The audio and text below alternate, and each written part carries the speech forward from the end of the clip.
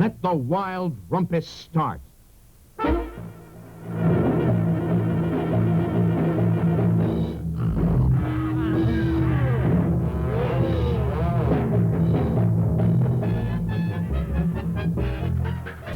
curriculum terms, we begin with a planning meeting in September where selected schools met to find out more about their visiting writer or illustrator and to discuss ideas for activities with the children before, during and after the festival. one of the other groups. Ideas. Some may be very precise ones, some may be very general ones.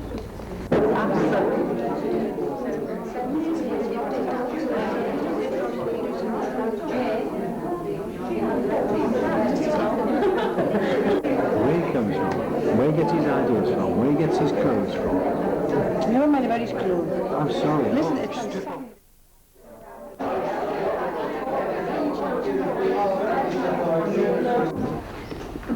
I quite like the idea of involving the whole of the school, either in children giving a verbal account at assembly, or if you've got a school newspaper or a newsletter, getting the children to actually write something for the other children to read, and the idea of displays as well.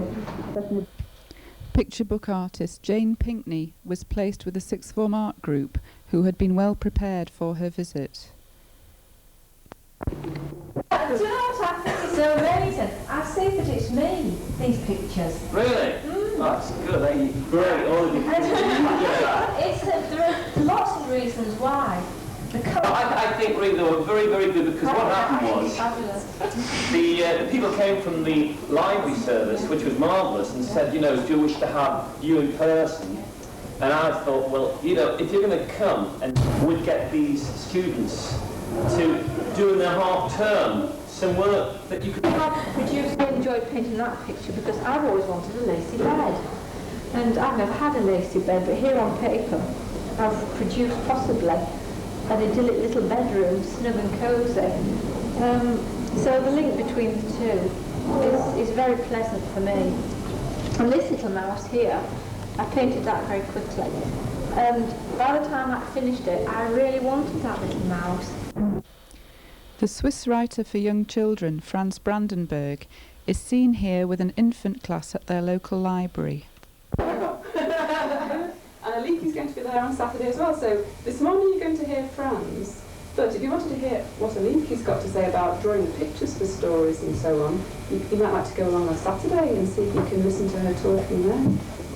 Right, so I'm going to be there, and Karen's going to be there, and Franz is going to be there, of course. So if you see us, if you go along, we'll say hello, won't you? So we know you come. So it'd be nice to see somebody we know. Right, I'll let Franz now talk to you about his stories. I'm very happy to be here. It's the first time I've been in this area. I've never been here before. And it's very nice of you to come here and to want to see and hear me. As you probably have noticed from the funny way I speak, I'm not English. I'm from Switzerland. Do you know where Switzerland is? No. Well, it's in Europe. You have read Aunt Nina?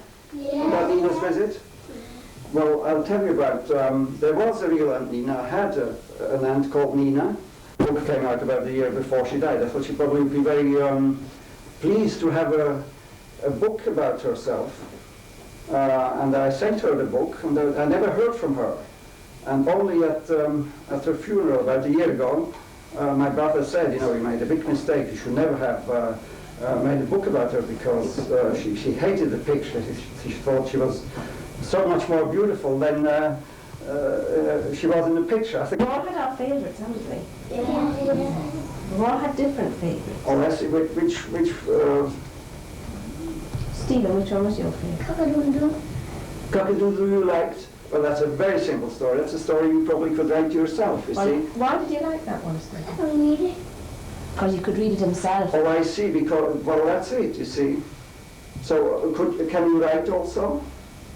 See? Continuing there's nephews and nieces. You like that? Yes. And did you see Aunt Nina's visit also? Yeah. Yes. Why do you like that? Because I can read it. You can read it, and do you like cats also? Yeah, so that. Yes. Are you ready,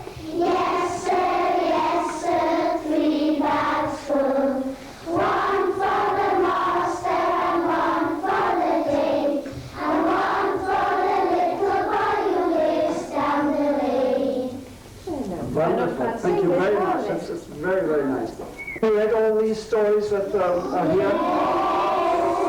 No? Would you like me to read some of like which one haven't you read? And this story came about simply because our son had loved to take octopi to bed, you know, rather than rabbits or bears. So he like, use your arms, Otto, said Mother. I do, said Otto. But not all of them, said Mother. Oh, why do we have to be different, said Otto. Why can't we be like everyone else? There's Otto with his mother. The duck said, quack. Very good. The crow said, caw. The donkey said, very good. The dog said, the sheep said,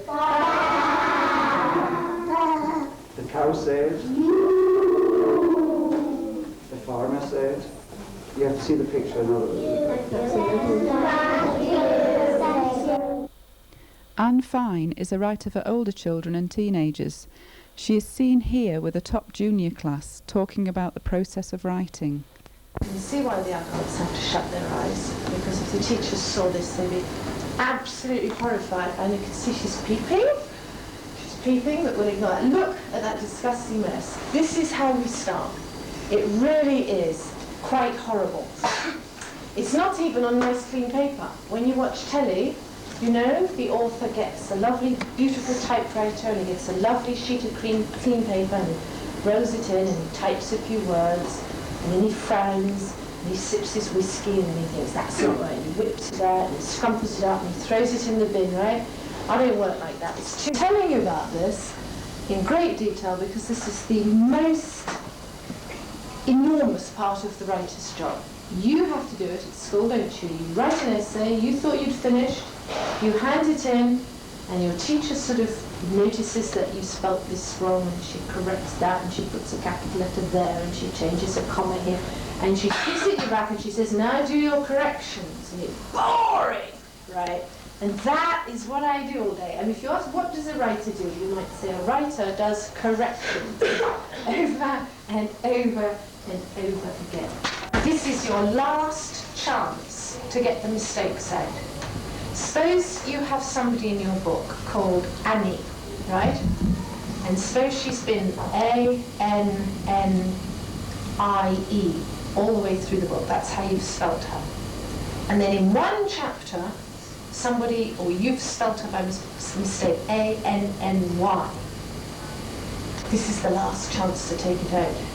Suppose you spelt something wrong. Suppose you're just one of those people who can't spell until. You're one of those people who still puts two L's on the end instead of one L, right? Because you get mixed up with till. This is your last chance to take it out.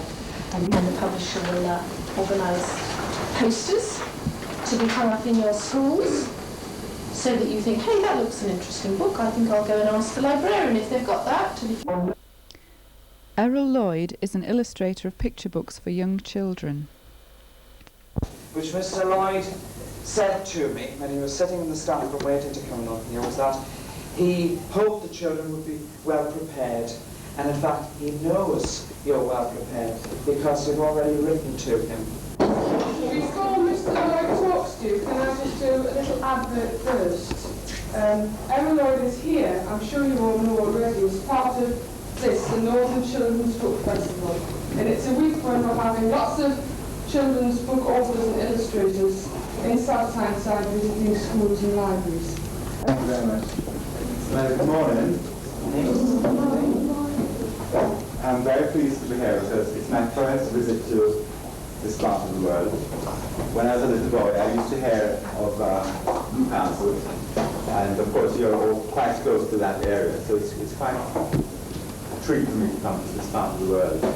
Now, what I'm going to do today is to talk to you a bit about the books that I have written and illustrated. So let's stop the work. You can go over there. Stop it there, you see. And then This picture now is in progress. It hasn't been finished yet. You can see the way I do it. I draw them in pencil first, and then I color them in. But I put the hair then changes direction and starts to go down. See? And I think once I've got to this stage now, I think I've got an idea of how the head is shaped. And I'm at the nose, which is again quite difficult to do in detail, but I never try when I'm doing a sketch to do all of it. I just try to do just enough to give you an idea of what's in front of me, what I'm seeing. There, right? I never know.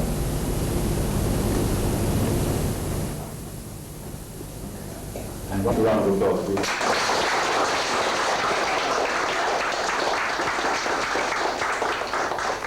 Whose teddy is this, please? Mrs. Fortune's. Is it really? And what do they call Mrs. Fortune's teddy? Has it got a name, do you think?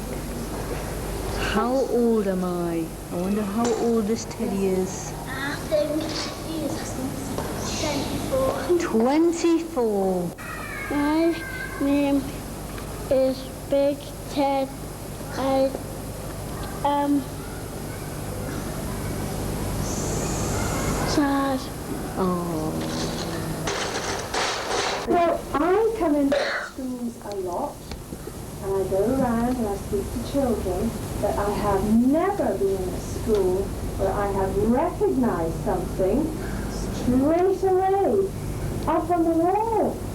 And it says the Isle Tree, and I see the mainland, Granny's house, the shop and post office, and I think that picture is where a little girl called Katie Moore lives. Do you know about Katie Moore? Yeah. Do you? Well, Mary Hedderwick, creator of the Katie Morag stories, here talks to an infant class and their parents. who can read the name of that book? Katie Moore and Two Grandmothers. There's another one. Where is it? Here. What does the big lettering say in front of that one? Hey, you're good at reading. Katie Moore and the Big Boy Cousins. What does the small lettering say on the front of the book? Mary Hedderwick. And who's Mary Hedderwick? You. Me? Is it? Are you sure? You're right. And it's really exciting when I saw my name on the front of the book for the first time. So why's my name on the front? I know.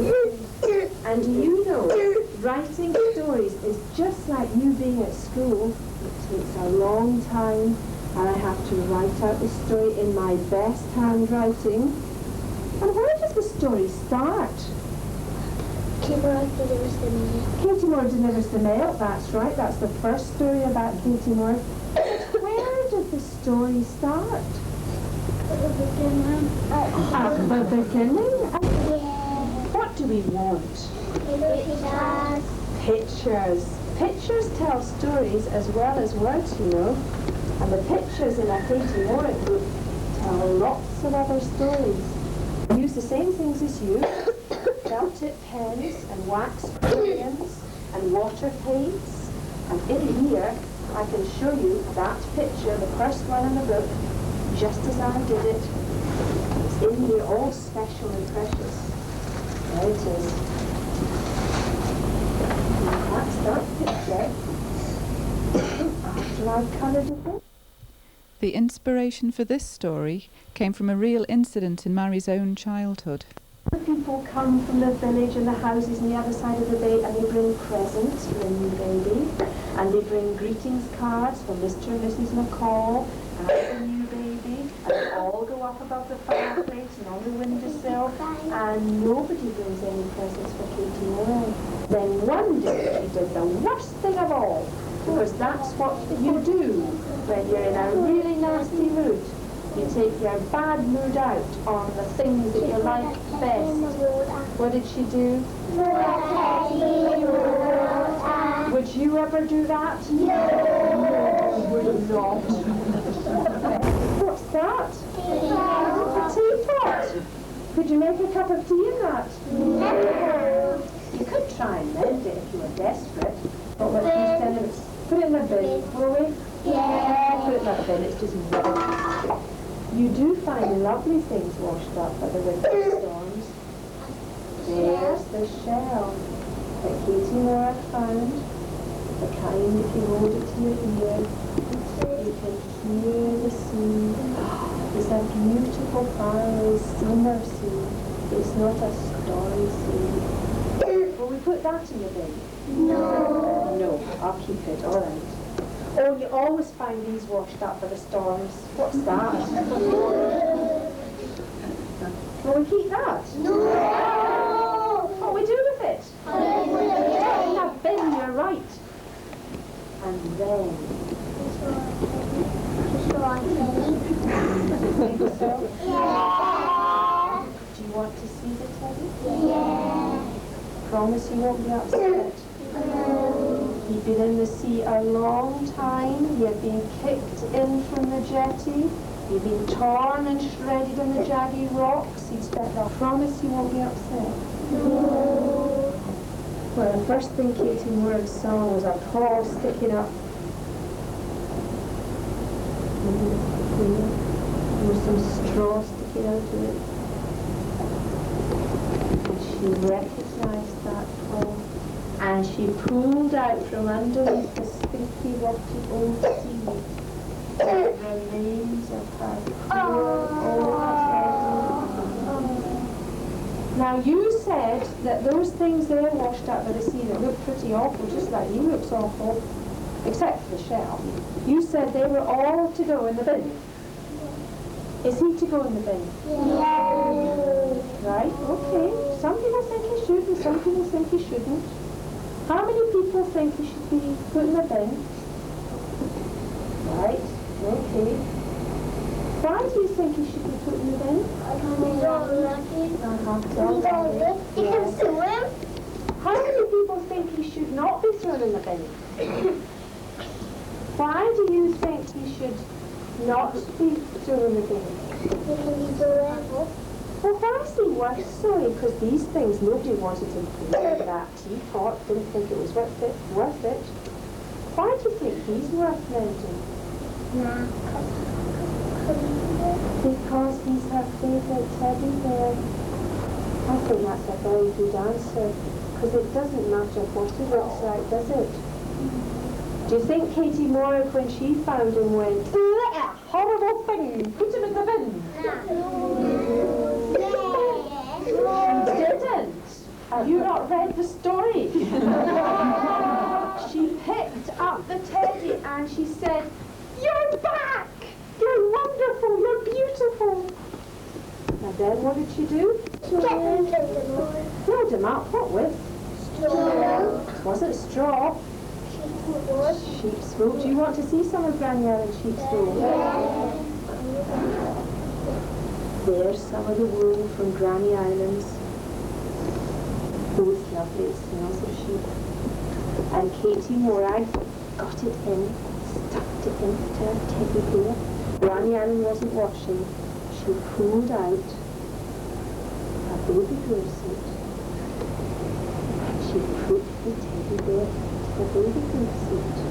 And I'll come back later and we'll have our tea and then we can go to bed nice and early tonight after all our hard work. And Katie Moore said, Granny, please don't leave me here. I'm dying to go home. I've got all these pleasant presents to give everybody. And I want to show everybody my Tyneside Libraries. Katie Warwick's house and the jetty. There's the big boat coming in from the mainland. That's all the stones and the rocks. Look up there. Those are all big stones from the island. Oh, you can't bring the big boat in there because it gets jagged in the rocks. And there's Granny Island's house at the very end. Oh, that was a real story. Yes. The teddy bear one, right? I threw my teddy bear into the sea at the age of about 40, and 2 years later, I was back on holiday in the island, at the other end of the island completely, and on the other side, on the shore, just below the wee cottage that I stay at when I go back there now, where he was washed up. The grand finale of the festival was held in Newcastle's Eldon Square Recreation Centre. Over 5,000 children and their parents came from all over the region. Oh, we're just through there and up the stairs.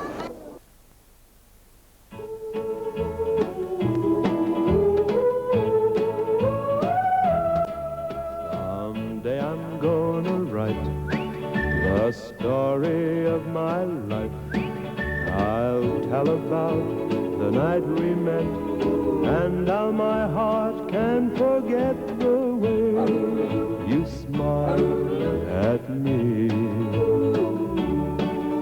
I'd like the world to know the story of my life, the moment when your lips met mine, and that first exciting time I held you close to me. The sorrow when our love was breaking up, the memory of a broken heart, and later on the joy of making up, never, never more to part. There's one thing left to do before my story's through.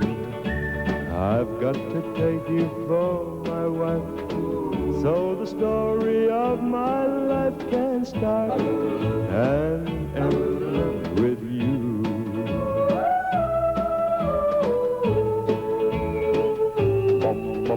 The sorrow when our love was breaking up, the memory of a broken heart, and later on the joy of making up, never, never more to part. There's one thing left to do before my story's through. I've got to take you for my wife, so the story of my life can start and end, and start and end, and start and end with you.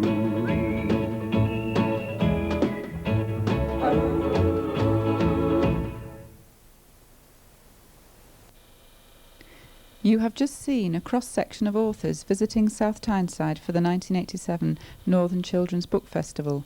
23 schools were involved altogether, from infant to secondary level. At the meeting held after the festival for these schools, to share their experiences of the authors' visits, it was evident that careful preparation in most cases had resulted in enjoyable visits which were informative and inspirational. Schools used their authors' visits not just as an end in itself, but as a springboard for further activities: creative writing, artwork, discussion, role play, visits to the local library, and of course, reading.